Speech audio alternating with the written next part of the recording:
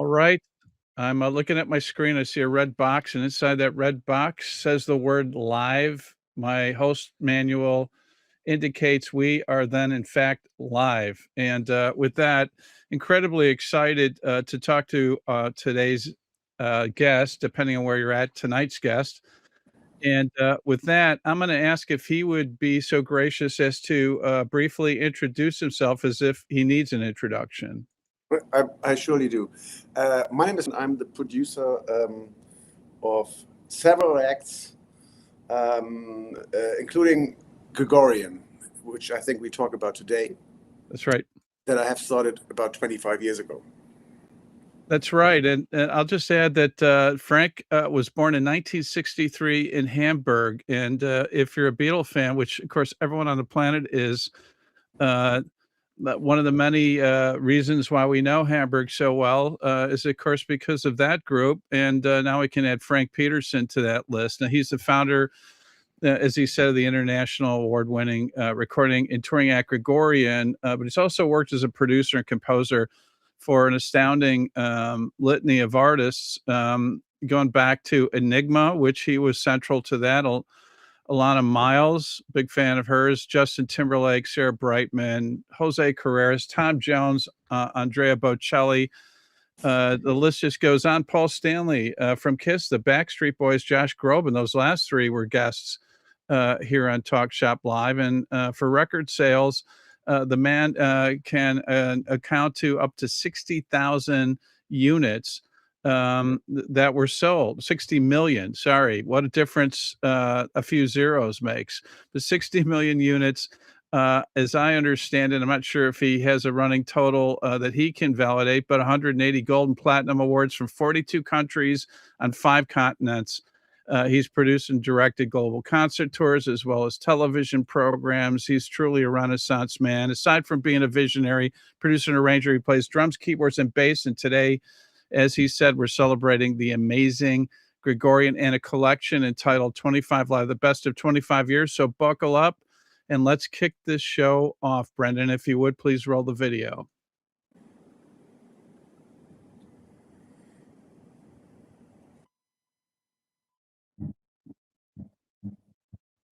Thank you, Steve. You made it very easy for me.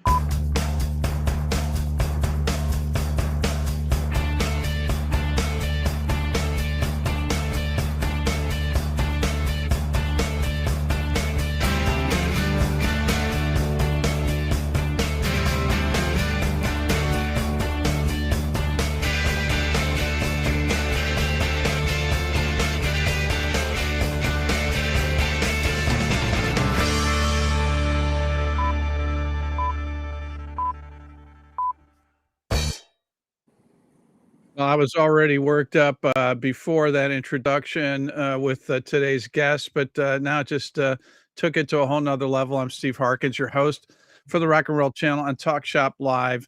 And once again, we welcome on the Rock and Roll Channel, Frank Peterson. Frank, thanks so much for being here this evening. And where do we find you? I'm currently in New York. Nice. So no tariffs came with crossing the border, right? Sorry, that was just an American joke. Probably not good time. Too early. But no, you got a point. I've never had such ridiculous flight prices. So I don't know how much more I can afford coming here. Yeah, I would imagine. We got to work on that for sure. We want you coming back. And I want to tell all the fans, if you'd like to ask Frank a question or you have a comment, use the chat function. We'll get to as many as possible. And Frank, I just want to state, as I do to a number of our guests, that, what you're affiliated with, of course, is tied to the term entertainment. And you certainly check the box there, but it's more extraordinarily important than that. I think, especially in today's somewhat contentious climate, you help bring people together through your vision, your music, your art. And for that, we'd like to thank you for your contributions. Really important. We need you more than ever these days. Thank you, Steve. Thanks so much. And congratulations on the continued success of this phenomenon, Gregorian. In particular, we're focused on 25 Live. This deluxe edition includes a limited edition hardcover book, which is 156 pages of photos with double CD, DVD, and Blu-ray recorded on the 25th anniversary tour. And there's also QR codes that provide access to previously unreleased video material. 31 tracks in all. It's an amazing collection and a must own. But let's go back and start with the origin. This whole concept goes back to a vision going back to, I think it was 1989 when you were in Spain. Is that right? Yeah, at that time I had a girlfriend. I lived in Ibiza and I had a girlfriend in Madrid, so I commuted back and forth. And one weekend we took a little trip to El Escorial, which is one of the biggest still remaining monasteries in the world. Yeah. And I came across Gregorian chants, and at the same time, somewhere in the distance, there was pop music. And being a producer, especially in the '80s, when the sampling happened, sampling sounds and so on, you always had your antennas up, finding new things, sounds, whatever. So I immediately got inspired and I thought, okay, this is something. Went into a record shop, bought all the Gregorian chant records I could get. They were all covered in dust because nobody ever bought them. Yeah. And took them back to Ibiza, and we started working. And I think within 10 minutes, I knew this is going to be a global hit, and that resulted in Enigma. Which was amazing. Yeah.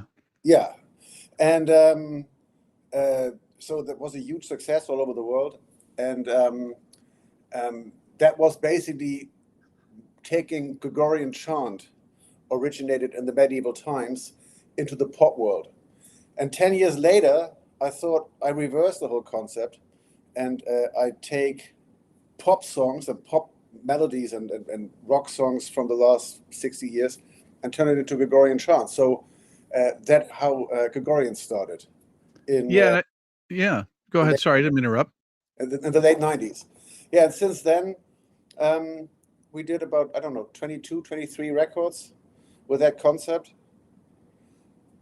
You did, and just to go back, for those that aren't familiar with Enigma, first of all, you need to go back and check it out. It was an amazing phenomenon. 1990 MCM XCAD in the US alone was a top 200 album for 5 years, which is amazing. Sold over 4 million copies here, and I believe internationally is nearly 60 platinum, 45 gold awards, and it consequently is considered, I believe, the most successful German album, even though David Hasselhoff would be disappointed to hear that. But truly, it was groundbreaking. And then from there, the secret behind that, I believe, Frank, was also that it had more of a dance beat. I mean, we just had a ton of clubs, and the dance scene was pretty big, and that was kind of the rhythmic foundation, was it not, for Enigma? Well, not really, because at that time, the global beat, actually, the global beats per minute that were happening at that time were about 120 beats per minute. So it was much faster, more upbeat. So the Enigma single Sadness was very chill. So it crossed over between, it was still played in clubs, but it crossed over to start this whole chill out movement. Right. And, all the stuff that came out, then the Buddha bars and the Hotel Costas, all these massive brands that got established after Enigma. I think we started that trend because everything was a little hyped up and fast, upbeat. So ours was very chill, and I think that started the chill out movement.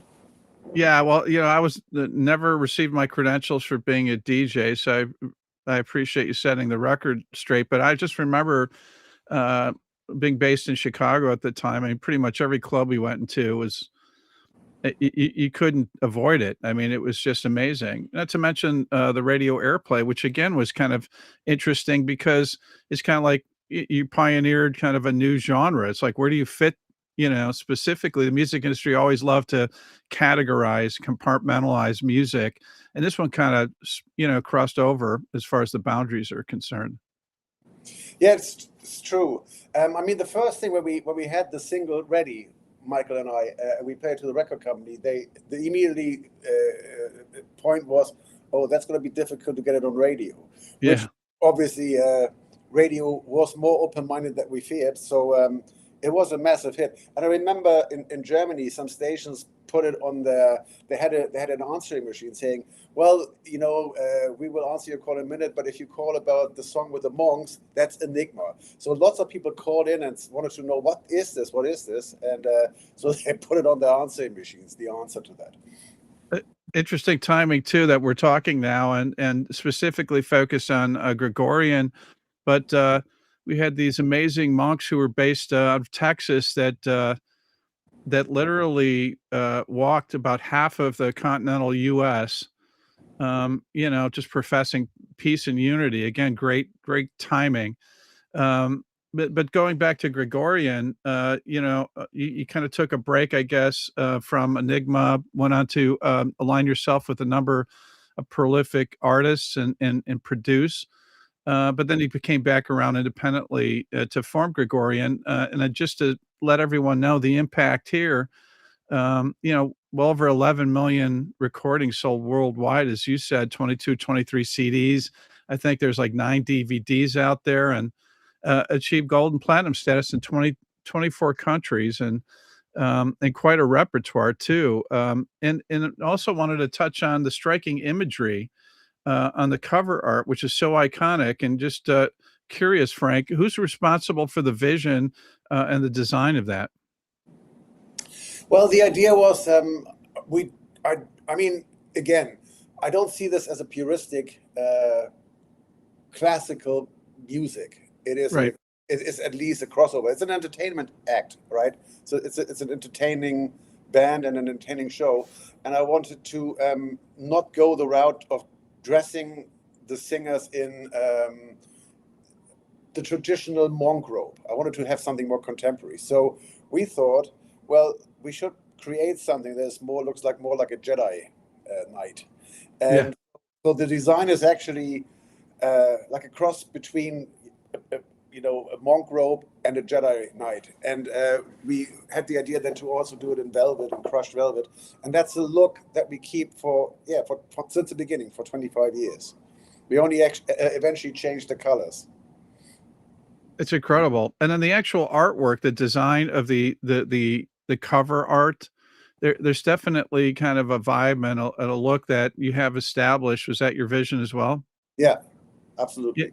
Yeah, and I'm fascinated by the process of writing songs, but also in your case, uh, how you can share your ability to take well-established material, songs that are ingrained in our ears and our heads and our hearts and our souls, and basically how you're able to, I guess, wipe the slate clean and reinvent them. And to me, it feels that would take extraordinary vision, but also discipline to be able to do that. So I'm wondering if you can kind of share how you're able to reimagine and visualize, what ends up being Gregorian material.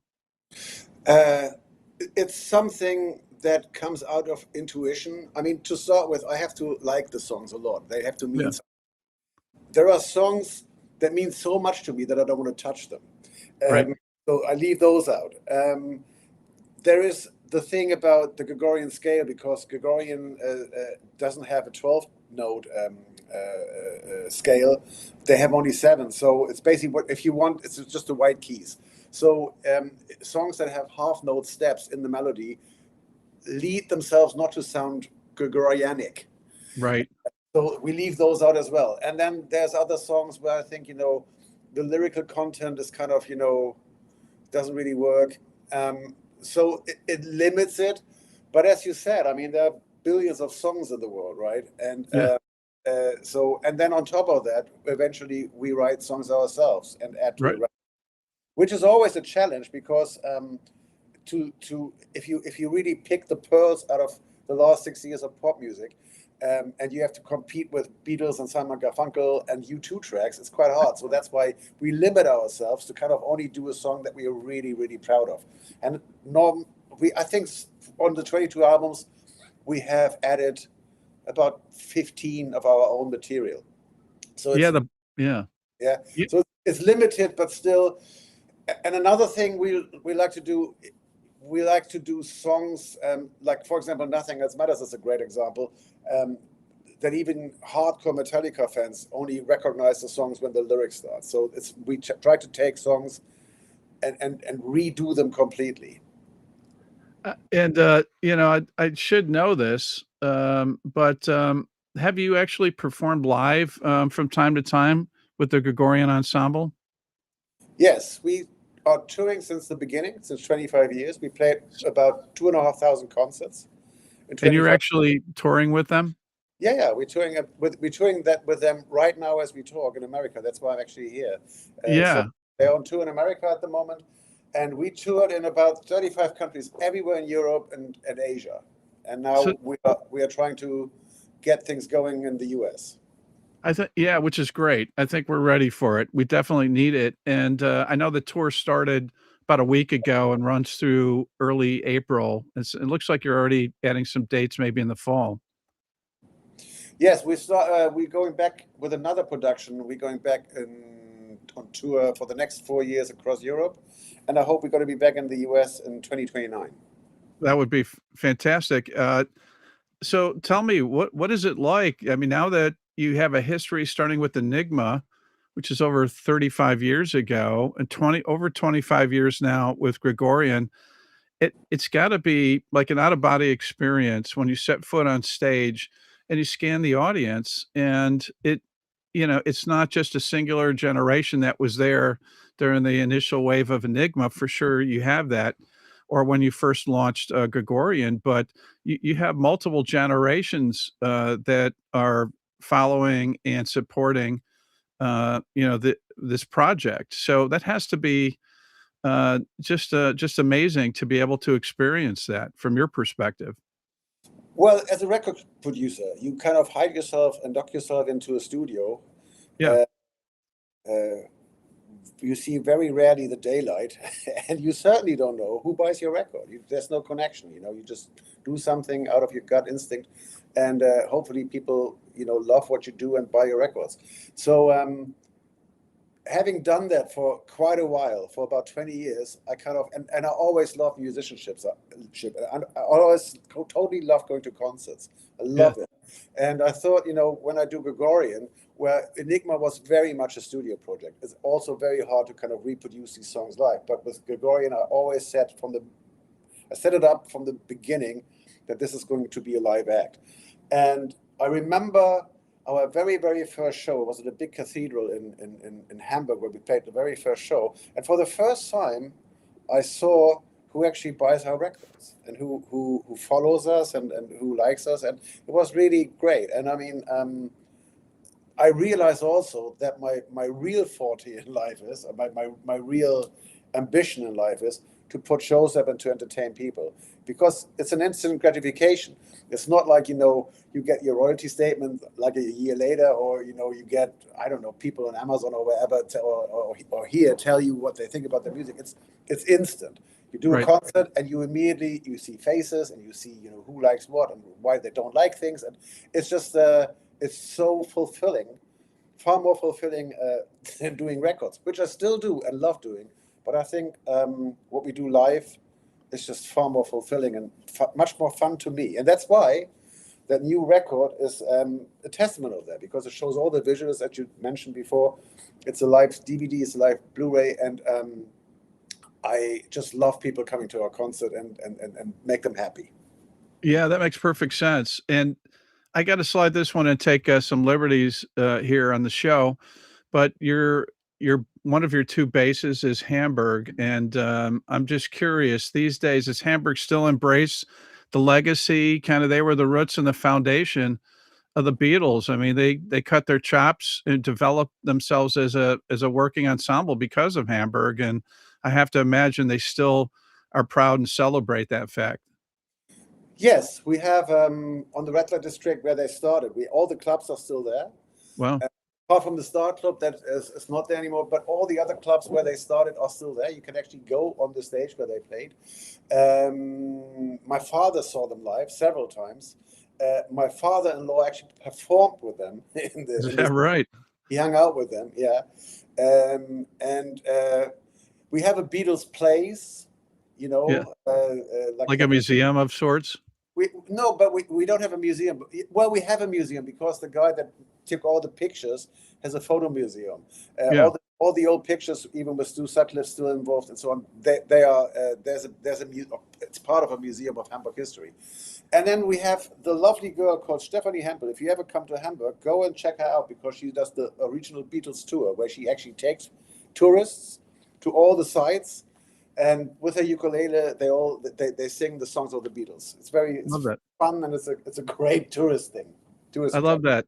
Well, enough about the Beatles. They don't need any hype or promotion, so we're gonna move on from that, but I appreciate you sharing that insight. And we got a number of fans here that are really excited and enthused that you're here. Also wanna do a shout out to Richard, who just ordered the deluxe book, CD, 2 CD, DVD, and Blu-ray set. This is going to be something that you cherish and to keep coming back to. Just Clips saying, "You guys are so cool." Of course, referring to you and Gregorian, not me, Frank, for the record. Also, we Germany's in the house saying hello. Also, we have Anne, and we let's see here. Brazil is here, and just saying that you're absolutely amazing, Frank. Thank you. Might you come to Brazil? We would love to. It's just a long way. We have a big troop. I mean, we travel at the moment. We travel with a troop of 25 people, and I know we have a big following in Mexico and South America and Brazil, especially. We're working on it, and probably in the next couple of years, we'll be there. That's great news. If you're in Brazil, that's for sure. Also, let's see. Sam Castro saying, "Frank, you are my hero." Oh, thank you. I don't know if that comes with an award, but that's pretty impressive.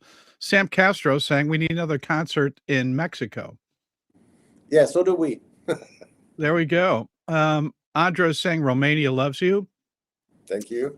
And Ermont is also here from Germany. I'm not sure what part, but this is my cue to also tell everybody that we are celebrating the 25th anniversary of the phenomenon entitled Gregorian from the one and only Frank Peterson. Specifically, an incredible package is offered to each of you.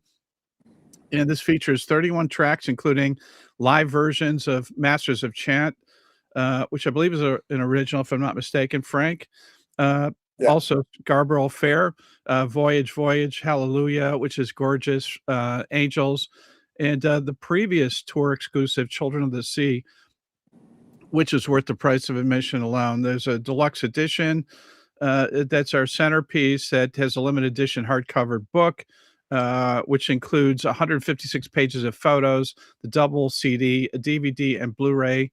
And again, this was recorded on the 25th anniversary tour, and also QR codes that provide additional access to previously unreleased video material. You can purchase your copies on TalkShopLive right here. And it's Frank's way of thanking you fine fans. He has graciously agreed to sign an extremely limited number of copies purchased here.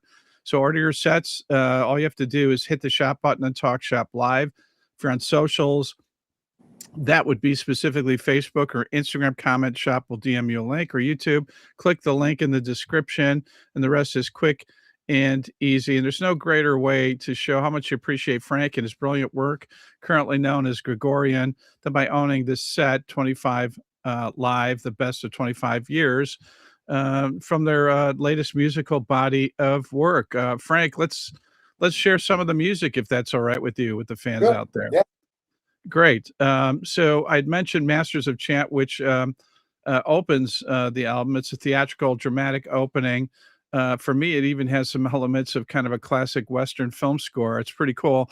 And I wanted to share the second track, which to me is just jaw-dropping. This is from 25 Live, the best of 25 years, Gregorian's version, interpretation of Scarborough Fair. Brendan, if you would, please roll the digital.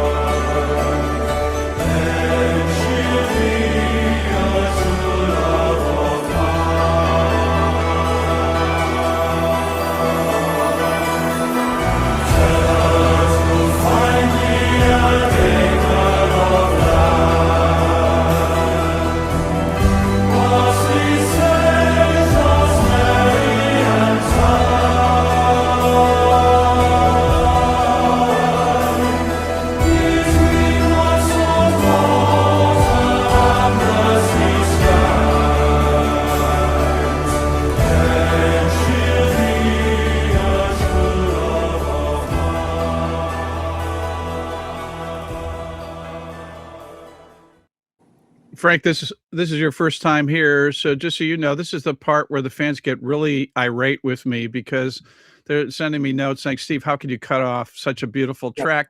But those of you that have been here before, you know how it works. You need to buy the package to hear the rest of it, and let me tell you, it's extraordinary on the back end as it is on the front end. Just jaw-dropping arrangement. To me, this kind of embodies I think your vision of Gregorian, just because it fits perfectly with the chant and the vibe. Again, that original arrangement that you came up with, I think, is just amazing. This one will center everyone's soul, which, as I said before, we sorely need. So had to feature this track for the show. Thank you.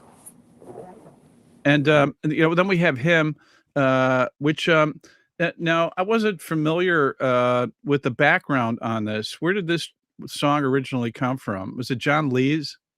Yeah, it's a band called Bartley James Harvest. And I Yeah. mean, just to explain things quickly, the goal is always, and I mean, I've done this with Sarah Brightman since 35 years. I'm producing her. We're trying to kind of find songs that are gorgeous, but somehow were lost between the cracks and didn't make it. And that hit song "Him" is just a perfect example of a great song that it works perfectly for Gregorian, but Absolutely. only people in Germany know it for whatever reason. Even in their hometown, the band is pretty unknown. So it's a band from England that are completely obscure and only sold records and had success in Germany. And that's what I love about your vision, your ears as well, to recognize such a great song and you're exposing it to the world. A great song is a great song, and it doesn't matter how old it is or the origin of it. And that's why I centered that one. It's absolutely beautiful. And I want to also call out Ward for picking up a copy of the deluxe. You're going to enjoy that. Zachary as well, and David, Pavel as well, and Jose. All of you, thank you for the purchasing it. Let's check out another track again from Gregorian's 25 Live, the best of 25 years. This one I have some history with, and I was so grateful that Frank had the vision to pull this one out and arrange it and feature it. The track is entitled "One of Us." Brendan, if you would please roll the digital.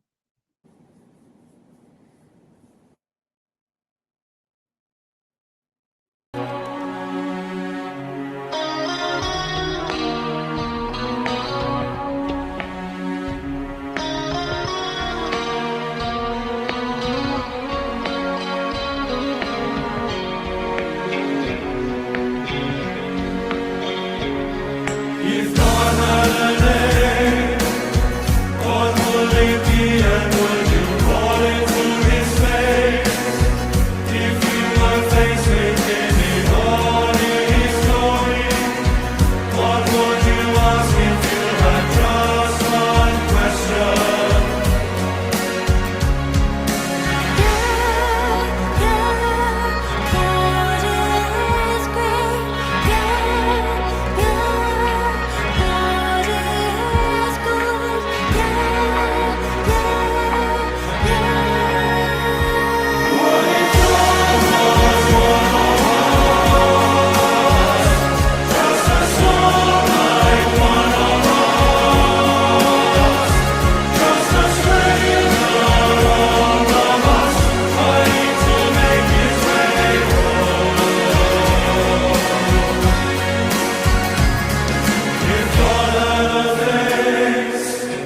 What would it look like, and would you want to see?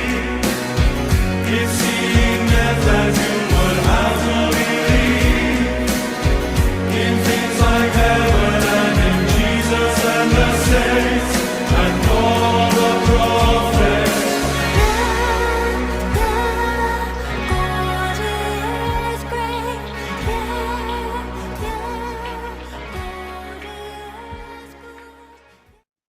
This one underscores, I think, again, your vision and talent, which is extraordinary. I was around. I've got background in the music industry when Joan Osborne originally released that track, and you could tell it was something really unique and special, to itself. But never would I have imagined that particular song would fit your vision, with Gregorian, and yet here it is, and it sounds like it was made to order. Yeah, that's actually what the writer told me, Eric Bazillion, Yeah. who realized that the song exploded on streaming, and he reached out and said, great job, let's meet. So we had a nice evening together, and he really dug the song as well, our version of it. Love it. Let's see, Four Wagging Tails. I'm just gonna go on a limb and say it's not your legal name, but huge fan of Gregorian here, and saying hello to the fans. Thomas uh, Pelikovsky, I think I got that right, is saying hello, Gregorians. I am the mega fan, self-proclaimed mega fan of Gregorian. Kim, thanks for being here. Roger Temple, Gregorian Masters of Chant, is also calling out and appreciative that you're here. And again, I will remind everybody, we're celebrating the 25th anniversary of this phenomenon entitled Gregorian, the vision from Frank Peterson. Features 31 tracks. Deluxe edition is just spectacular. This will be an heirloom, not just something that you'll dig into time in and time out, but it's also something that will cherish for years to come. 156-page booklet. It's a hardcover booklet, by the way, of photos. Also a double CD, DVD, Blu-ray. You can purchase your copies right here, right now. And as Frank's way of thanking your support, he has graciously agreed to sign an extremely limited number of copies purchased here on TalkShopLive. Just hit the shop button on TalkShopLive socials, comment, shop will DM you a link. And if you're watching this on YouTube, just click the link in the description. The rest is quick, easy, and pain-free, unlike the slight arthritic condition that Mr. Peterson may have developed signing for you fine fans, but I think he's well on his way to recovery. Small price to pay for the fans. Crying in the Rain. This one also stood out to me, Frank. Wonderful version.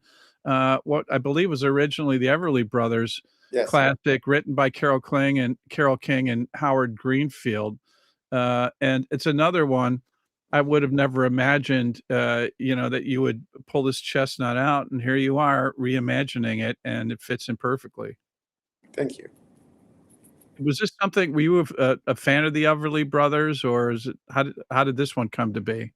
Well, I always thought that they had the most awesome harmony voices. Yeah. They blend so well. And I mean, they had a lovely catalog of songs, The Crying in the Rain.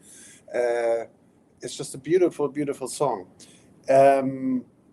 Also, what we do visually. I mean, if you purchase this the Blu-ray or DVD, you'll see what we do with it live, which is quite spectacular because we have rain on stage.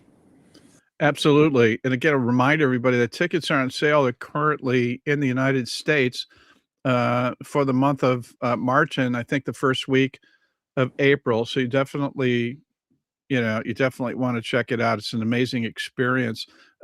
You also plucked out from the Springsteen Cadillac Streets of Philadelphia, which is a really poignant track. What specifically spoke to you on that one?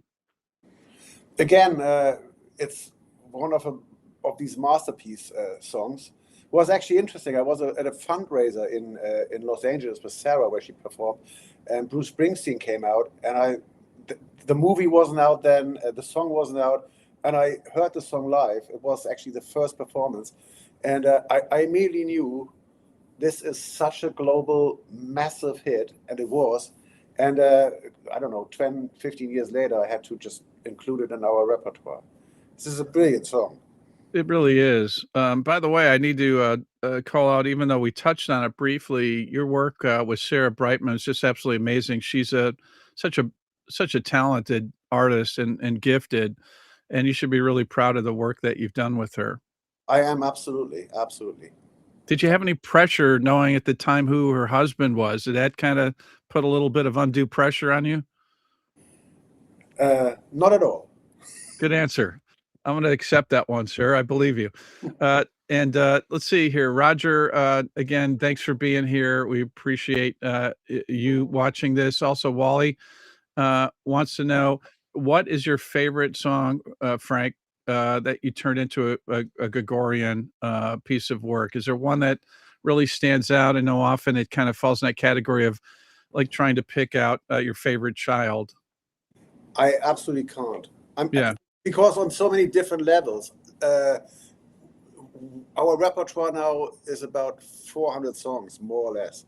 And I mentioned earlier, Nothing Else Matters makes me proud, because you won't even record. I mean, turning that piece into a Gregorian chant piece was something. So I'm proud of that, although it's not my favorite song.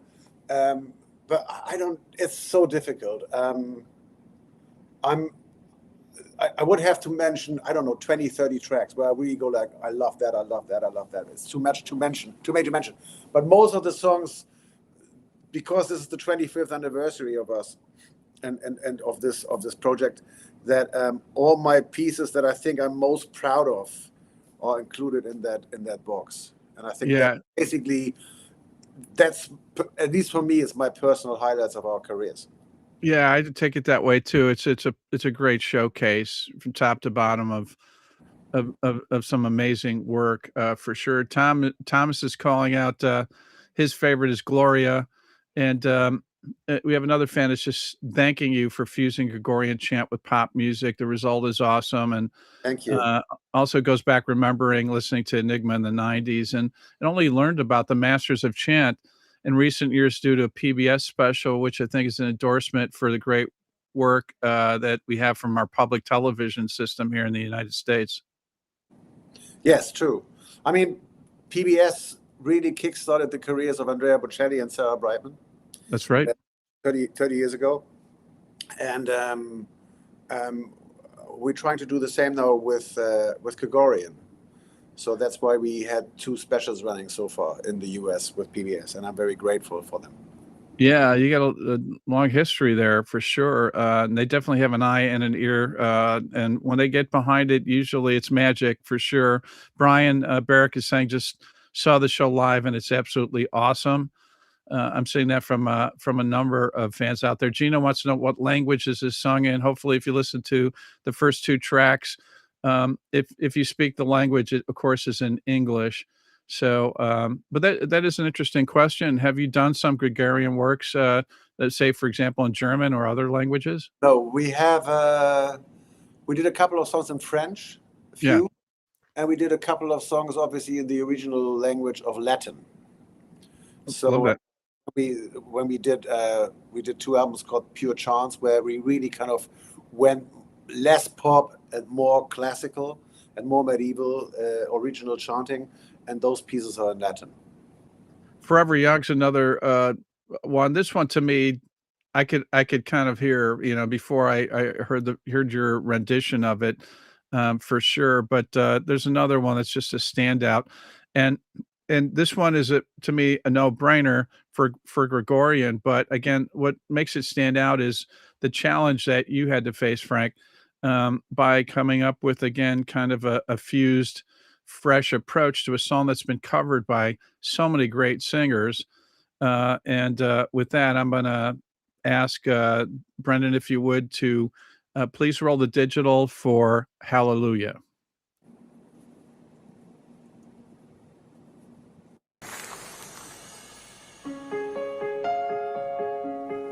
There is a love inside me, something that longs to be free. I want to hold it in my hands. I want to live and be strong. I want to be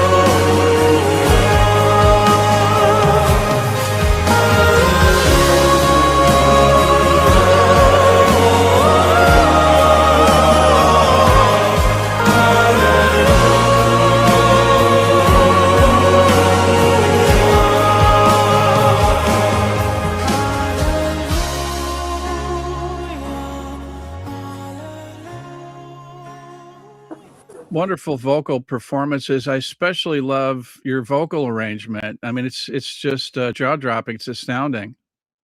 Yeah, what comes through here on that song. By the way, we have two hallelujahs. We did the Leonard Cohen version, and this is a new song written from some team member from our team. Yeah, and thank you for calling that out. Yeah, Exactly right. so that's one of our own songs that I said, you know, we throw in here and there very rarely, and the high vocal that you hear is our countertenor. So it's a young singer who's a member of Gregorian who does all these very high fine lines on top.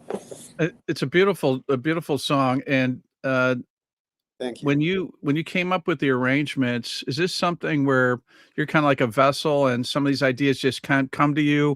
Or, was that a case where you're just kind of woodshedding it, workshopping it, and just trying to play around with ideas? It's so complex, but at the same token, it fits like a glove. It's just beautiful. Thank you. Well, it's not complicated to me or to us, to our team. Yeah, Somebody comes up with a song, you say, and that's normally me. I mean, I'm kind of responsible for the repertoire. That's right. my job in the team. And I have the idea. I said, this is great. We do it like that. I'd like the chorus to be extracted and be done by the countertenor. His name is Notches. And I'd like to have it as a ballad, as a power ballad, with the chorus really opening up. So, and that is my vision of the song. And then it gets executed and produced that way.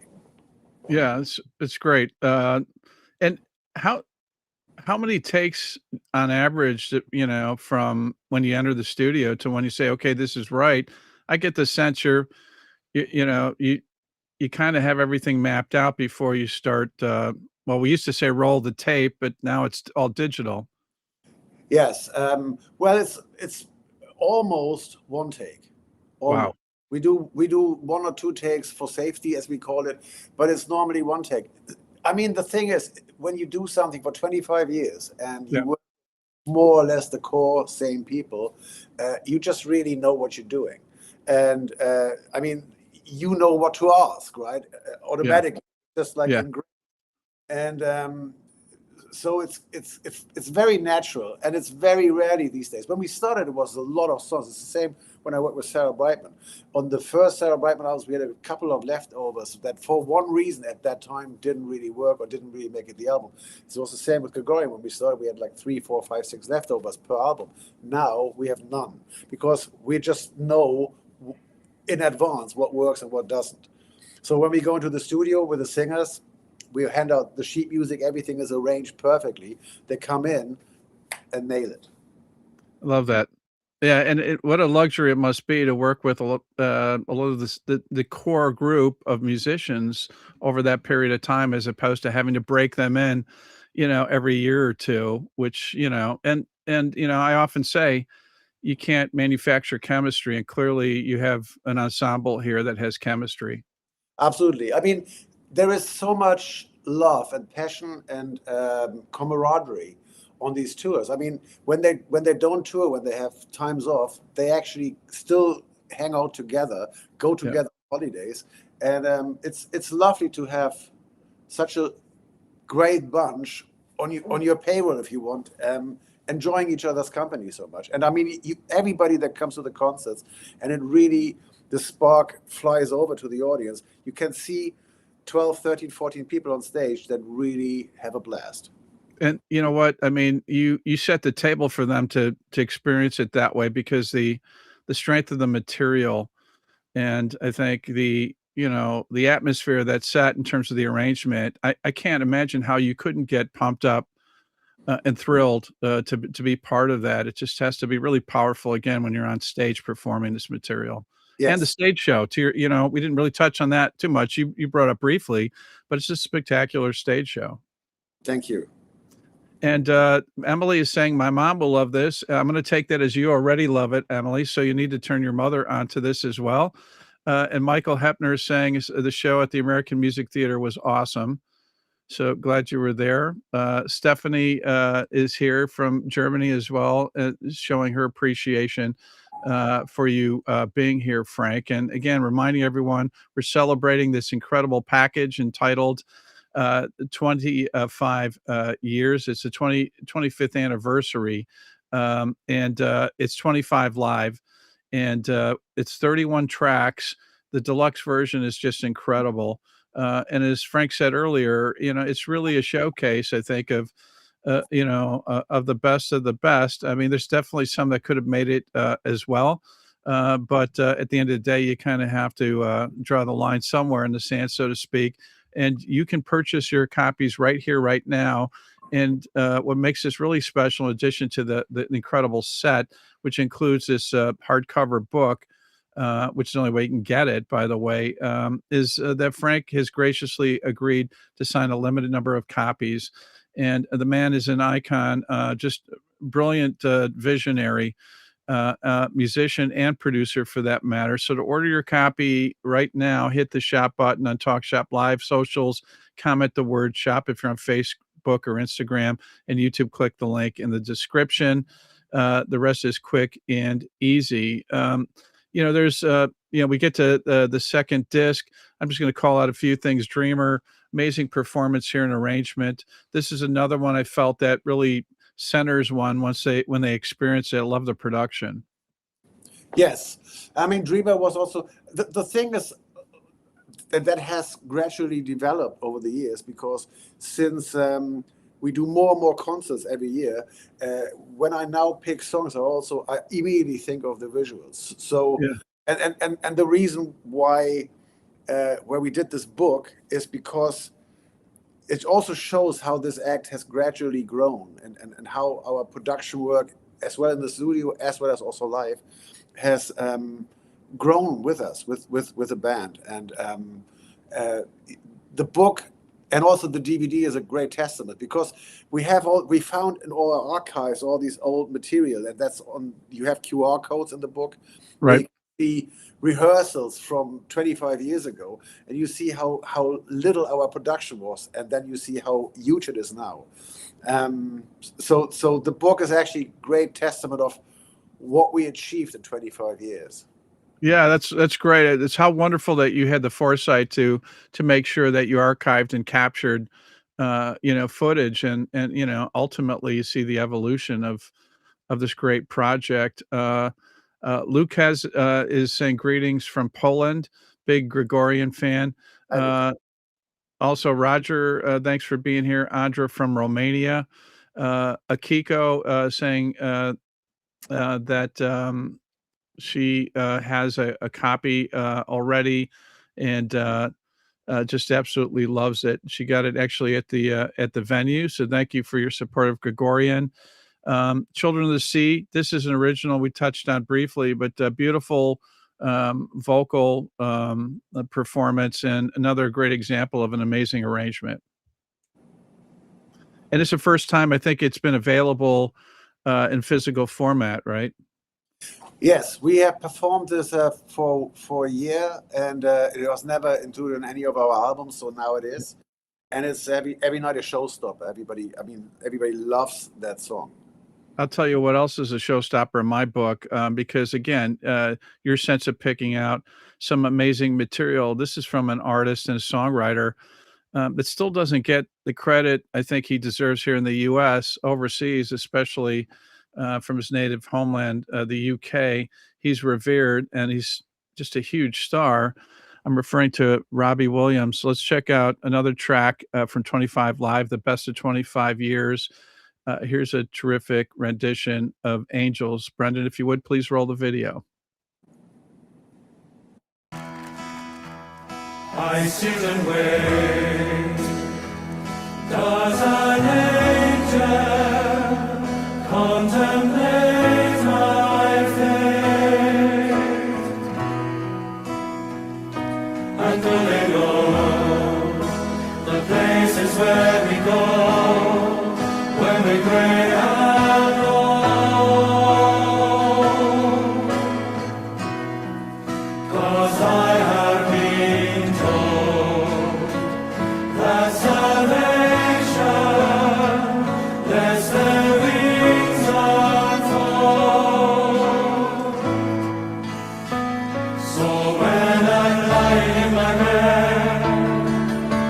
thoughts running through my head, and I feel the love is there. I'm loving angels instead, and through it all, she offers me protection, a lot of love and affection, whether I'm right or wrong, and love will waterfall, wherever it may take me. I know that life won't break me when I come to call. She won't forsake.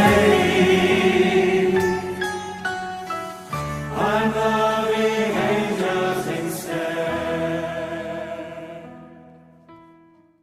Once again, Frank, an example of, where you're helping to expose, although he doesn't need the exposure globally, but especially in the States. I mean, this is like a masterpiece in his portfolio. And so grateful that you had the foresight to include it. It's a brilliant rendition. And I mean, this falls in the category in my book of as close as you get to writing a perfect song. Yeah, yeah, absolutely. No, it is a perfect song. I mean, this is our stripped down version because at every concert we do an a cappella part in the middle without completely unplugged in the middle of the audience. And so that's our a cappella unplugged version, if you want. But Yeah. again, what I said earlier, it's one of these gems, these songs that should be globally recognized, but for whatever reasons, they are not. Yeah, right. Sometimes you scratch your head, but thankfully there are people like you that keep breathing life into it, and that alone, I think, again, is great work and greatly appreciated for sure. That there's some wonderful pieces that close this out. Gloria, majestic, fantastic track and performance, and then you have. Again, I love your vision on this one, and it's Coldplay's "Viva La Vida." Terrific version. Thank you. And again, I want to remind everyone we're celebrating 25 years of this phenomenon entitled Gregorian, vision from the mastermind, great producer, arranger, musician, Frank Peterson. And this incredible package is offered to each of you, but we have limited quantities of it. 31 tracks, deluxe edition, includes the hardcover book, which is 156 pages of wonderful photos. And as Frank said, also these QR codes that unlock some amazing footage. So it's just a great experience. And like I say, this is something that will also serve as an heirloom that you'll pass down from generation to generation, double CD, DVD, and Blu-ray. And you can purchase your copies right here, right now. And the man himself, Frank Peterson, has graciously agreed to sign the limited number of copies that we have. Purchase here on TalkShopLive. So hit the shop button, comment shop on Facebook and Instagram, click the link in YouTube, and the rest is quick and easy. And there's no greater way to show how much you appreciate the man and this brilliant body of work known as Gregorian. So 2026, we know that tour dates are on the agenda. Is there anything else you can share with us, fans? Any breaking news, Frank, whether from you personally or for Gregorian? Well, in regards to Gregorian, we started work already on our next album, which comes out in October, November. Great news. Which will be called the Magical Christmas Album. We're going on tour with that album for the next 4 years. We're going to China again, and we are planning another trip to the US in 2029. And we're going to be constantly on the road. We're doing also this year, we're planning a couple of open air dates. Yep. And so that's that. And I'm currently also working, very excited about it, on a new project. Actually, we're doing 2 albums with Sarah Brightman. One coming out in the summer, and the next one coming out next year. That's great news. Look forward to that as well. Will that be like cover and original material? Both. Excellent. It's both. I can't really tell you what we're doing, but it's both are great concepts. So that's all I want to say at the moment. Outstanding. Well, thanks for sharing as much as you did. And hopefully, if you had a reasonably good experience, we'd love to have you back for the Christmas record and for certain for the Sarah projects as well. Would love to. Absolutely. Well, you have an open invitation, sir, so consider it a date. And before we let you go, I'd like to thank all the fans for being here and for their continued support of Frank and Gregorian. Also, special thanks to Jason Berger at BFD for helping to make all this happen, and also our friends overseas at Ear Music.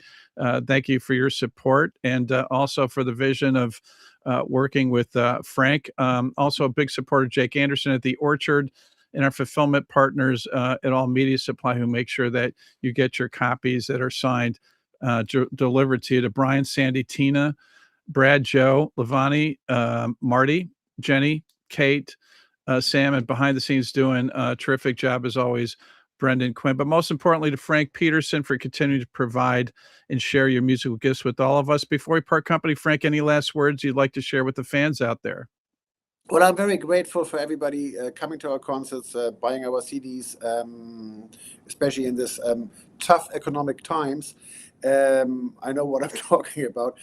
Being on tour in the US is quite something to shoulder. So I'm very grateful for all the support, and I'm very grateful to you that there are still places out there that, support music and arts.